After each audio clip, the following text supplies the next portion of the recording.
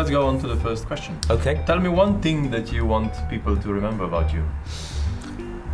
What, you mean when I meet them or when I'm dead and buried? And, the last one.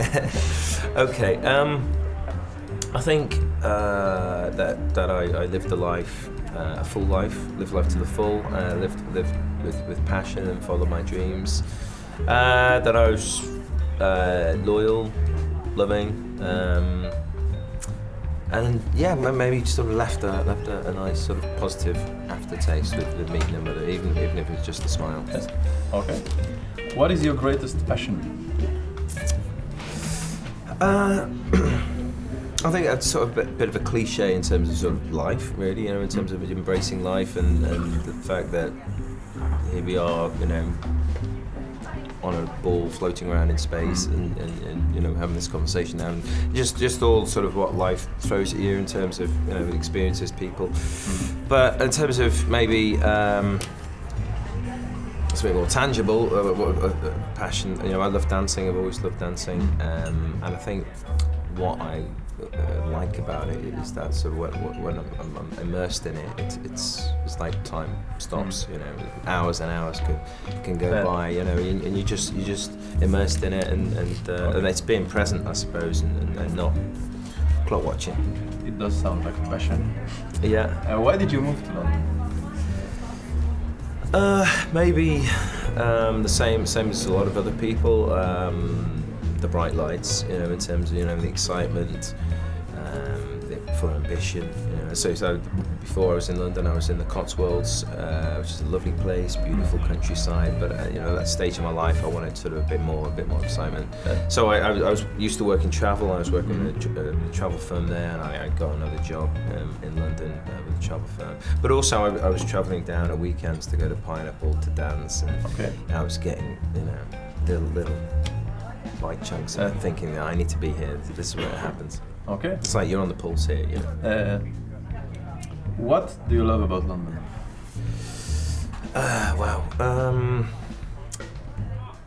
The energy here, it's a world city, really. I think there are very few world cities where you can classify. London, New York, maybe only. The diversity that it has, whatever you're into, you can find here. You can find like-minded people here, and it's just the centre for so much, whether it's culture, art, music, fashion. It's all going on. I've been here 16 years. I'm still finding new things and still discovering. Yeah, and there's so much here. Camden's different to Clapham, or Hackney's different to Hampstead. Whatever you want, it's here.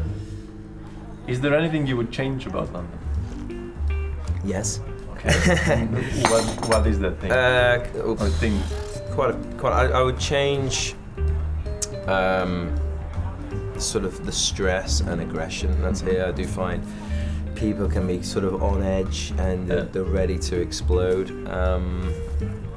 and whether that's due to just sort of overcrowded and expensive and everything. So I changed that. So maybe less cars, less people, and a lot cheaper, maybe. I agree with you. I'll have a word with David Cameron. Yeah, please. Give him a word about it. Do you think you could enjoy your life more? I guess so.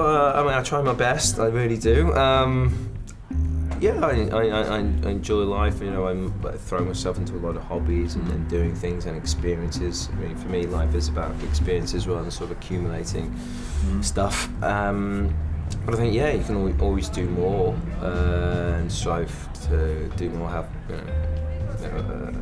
more experiences. But I think it's important as well to be happy with where you are, and so I'd say I'm happy. Life's good. Obviously, there's things I want to strive towards as well. And what do you think is stopping you from enjoying it to the full, maybe? There's not people around to do those things with, and that could be friends who just got other commitments, they're too busy or whatnot. Sometimes it could be money and So. Okay. Do you ever feel lonely? Yes. I think it's important to actually in life to sort of experience that, to sort of know the flip side as well. at the end of the day, we were born into the world on our own, but we're going to leave the world on our own. So we have to sort of get used to being on our own. And I do like that. I do like the time on my own to be okay with myself, to learn about myself, to reflect. But the older you get, a lot of friends move on, or get married, kids, they move out of London. London as well can be quite transient, so you sort of have to adjust really. So, but life always evolves, and it's accepting that. So okay, we need to find something else now. It's interesting. A lot of people say that they love London because of all the people here, but at the same time, a lot of people feel very lonely. A lot of people, but still, this kind of the connection is missing or something.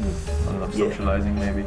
Yeah, and it's a big place, and you could have a friend the other side of town. It's an hour away, so you can't just sort of pop in. Okay. What do you think is the world's biggest problem right now? So, according to you, very interesting. Where do we start? I think division, really, in terms of division of people. We're not working together, as a unit in harmony. I think, we could achieve so much more if we did, work together. A lot of that's down, to fear of other people, just the fear in general, and lack of tolerance, and focus on the short term and consumerism and sort of the now and short wins. I think if we work together as a big community, we'd do better. Again, I'll have a word with David. Do that. I'm completely with you on that one. And the last question: if I handed you £1 million right now, what would you do? I'll probably jump over the table and give you a big hug and a kiss,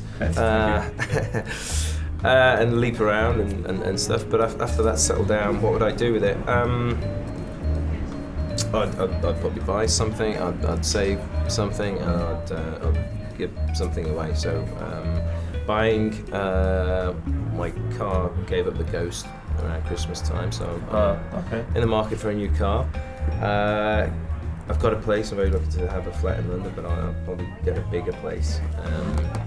Not that you get much change out of £1 million in London, but put something away, for a rainy day, for pension-wise, and then contribute to a cause. I think, charity. Very nice, very good. Thank you very much. So you're going to give me that £1 million? After we cut, it's just say I need to, friends. Thanks. Thank you. Have a nice Sunday. Cheers.